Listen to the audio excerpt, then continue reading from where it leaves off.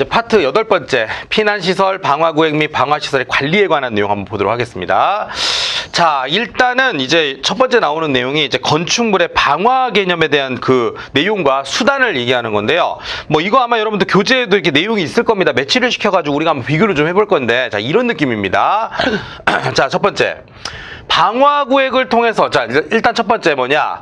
뭐 화재 발생을 방지하고 화재 확대를 방지하고 쭉 얘기가 나오는데 이게 어떤 이제 그 개념에 관한 거잖아요. 쉬운 거부터 먼저 한번 가보겠습니다. 뭐냐?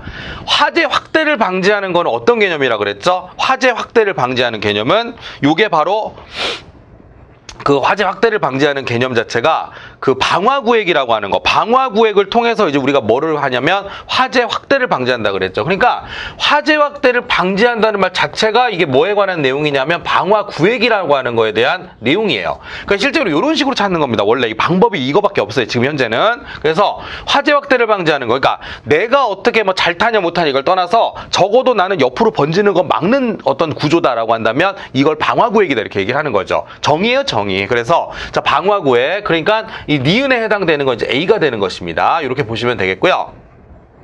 자, 니은에 해당되는 게 A면 뭐 이미 찾긴 했는데 그냥 해볼게요, 계속.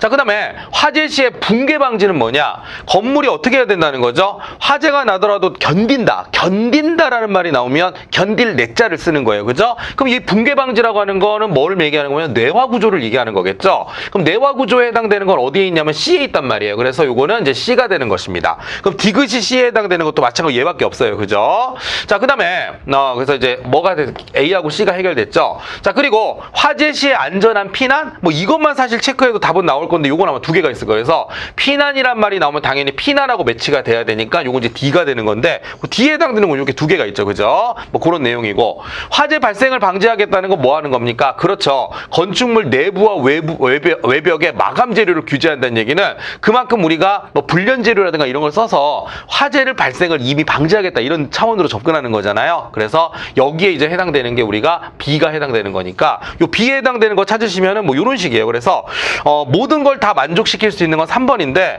이거는 유형이 조금 복잡해서 그렇지 결국은 이걸 말하는 거예요. 화재 확대가 되는 걸 방지하는 걸 방화구획을 말하는 거고, 나 자신이 견디는 걸 내화 구조라고 한다. 그걸 바탕으로 해서 이것저것 내용을 물어본 거니까 조금 이게 물어보는 방식이 어렵긴 하지만 내용만 아시면 아마 쉽게 여러분들도 푸실 수 있을 거라는 생각이 듭니다. 그래서 그런 내용으로 보시면 되겠습니다.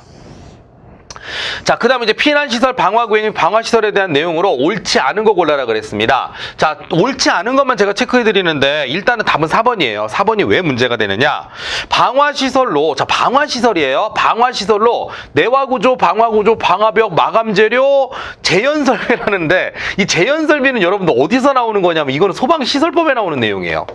소방시설법상에서의 우리가 어떤 정의고, 재현설비가 아니라 여기 뭐가 들어가냐면 배현설비가 들어가야 돼요. 건축법상에서는. 그래서 배현설비에 관한 게 맞죠. 재현설비는 소방시설에 관한 내용이죠. 소방시설법상의 소화활동설비가 바로 재현설비거든요. 그래서 그런 측면에서는 옳지 않은 거 답은 4번이 되는 건데, 이게 아무 의미 없이 아무 생각 없이 공부하시면 아니 어차피 재현이나 배현이나 그게 그거 아니야? 이렇게 생각을 하시는데 전혀 달라요, 여러분. 알겠습니까? 그래서 요거 여러분들이 주의하시면 좋을 것 같습니다. 뭐 나머지는 할 게 없어요. 뭐 예를 들어 방화구획으로 내화구조의 벽, 바닥. 방화구획은 내화구조의 벽, 바닥 60분 또는 60분 플러스 마감은 자동 방화하셨다. 뭐 이런 것들이 있거든요. 이런 것만 상식적인 내용이고 다른 것만 건드릴 게 없단 말이에요. 그래서 일단은 여러분들이 뭐 이렇게 체크를 해주시면은 어렵지 않을 거란 생각이 듭니다. 한번 읽어보시고요. 그러니까 이제 앞으로 이게 뭐냐면 우리가 이제 지금부터 이거 배울 거라는 거예요. 여기 지금 쭉 나와 있는 내용이 내화구조, 방화구조, 방화벽, 마감재료, 뭐 배현설비, 소방관 진입장 이런 것들의 내용이 이제 쭉 나올 거다. 뭐 이런 내용이죠. 자, 그 다음에 3번 문제 보겠습니다. 건축법에 따른 피난 방화시설의 범위 중에 피난시설에 해당하지 않는 게 뭐냐? 너무 쉽네요. 피난시설이잖아요. 자, 복도는 당연히 피난시설이 될 수 있고 출입구도 마찬가지고요. 계단 들어갑니다. 내부마감재료는 아니죠. 내부마감재료는 피난시설이 아니라 불이 더 번지는 걸 막는 역할을 해줄 수는 있잖아요. 그죠? 방화시설로 보는 게 맞죠. 그래서 뭐라고 돼 있느냐? 자, 피난시설 보세요. 복도, 출입구, 뭐 출입구에 이제 비상구도 들어갑니다. 계단, 뭐 직통계단 됐건 피난계단이 계단이 됐건 계단 들어가겠죠. 피난용 승강기, 옥상광장, 피난안전구역 이런 것들이겠죠. 그 피난시설은 뭐 피난자가 들어가는 것들, 그죠? 근데 이 내부 마감 재료는 아까 말씀드린 것처럼 불이 더 번지는 걸 막는 역할을 하는 거기 때문에 방화시설에 해당된다. 그래서 3번의 답은 2번을 체크해 주시면 되겠습니다.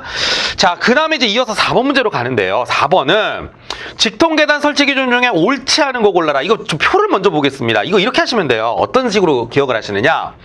그냥 별다른 얘기가 없다면 일반 기준은 30m예요. 직통계단의 거리는 30m 이하로 하는 게 맞아요. 자, 그런데 이게 만약에 내화구조나 불련재료로 돼 있잖아요. 좋은 거다. 그러면 이 기준을 완화를 시켜주겠죠.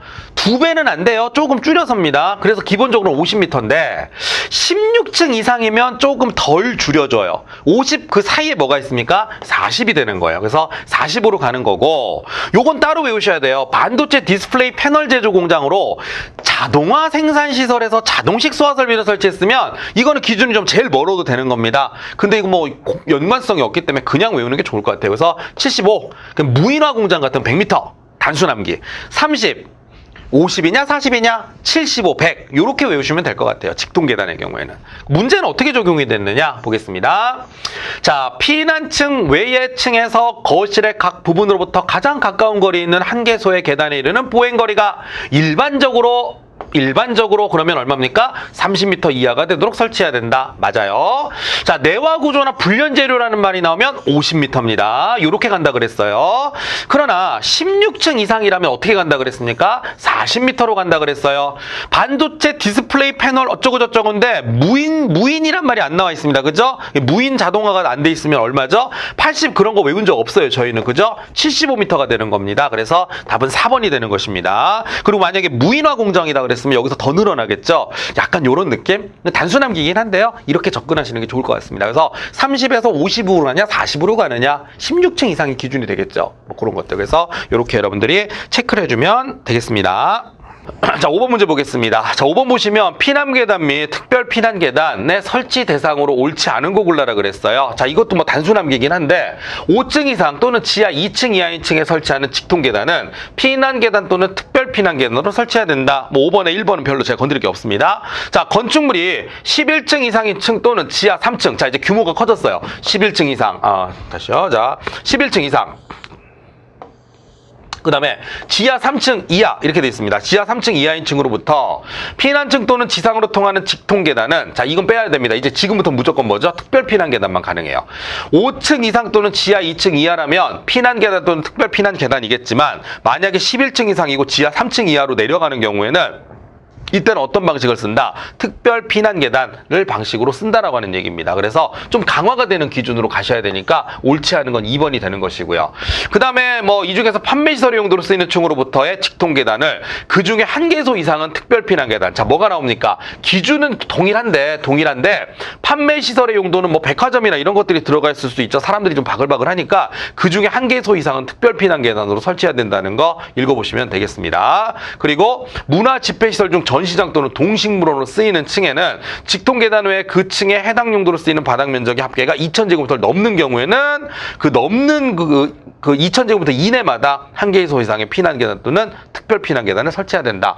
근데 이거는 뭐 말씀을 드렸지만 그냥 쭉 나열이에요. 요런 거 보시면 돼요. 2000제곱미터가 기준이 된다는 거. 그래서 요렇게 일단 여러분들이 보시면 되겠습니다. 이거는 뭐 그냥 그 책에 있는 교재에 있는 내용을 가지고 만든 어떤 그런 문제이기 때문에 읽어보셔서 나 이거 처음 보는데 라고 한다면 이 문제를 통해서 한번 연습을 해보는 것도 나쁘지 않을 것 같습니다. 그래서 5번의 답은 2번을 보면 되겠습니다.